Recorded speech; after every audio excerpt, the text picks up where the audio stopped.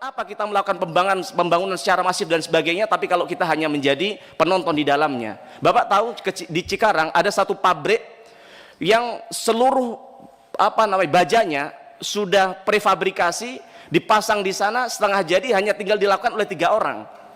Jadi kita hanya menjadi penonton di dalam negeri kita sendiri. Maka kami usulkan 2 hal tadi. Nah, kemudian yang kedua, Pak, atas masukan dari teman-teman asosiasi tadi, ada celah mematikan di sistem perdagangan, yaitu HS 9406 yang seharusnya untuk bangunan prefabrikasi, tapi kemudian dijadikan oleh para mafia untuk jalan tol agar mereka bisa mengimpor baja tanpa izin teknis, tanpa SNI, juga tanpa TKDN begitu, Pak. Nah, akibatnya kita lihat bahwa hari ini industri baja kita dalam negeri kita diserbu dengan baja dari China dan India yang sangat murah begitu.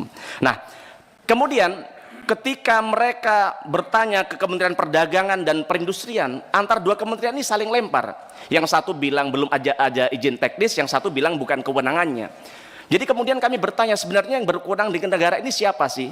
Apakah kementerian atau para mafia yang kemudian mengendalikan ini semua begitu, Pak? Nah, maka kami minta pada kesempatan hari ini untuk segera revisi HS Code 9406, Pak, menjadi larangan terbatas dan terapkan kuota impor agar mereka tidak main-main lagi dalam mengatasnamakan HS Code 9406 ini, Pak.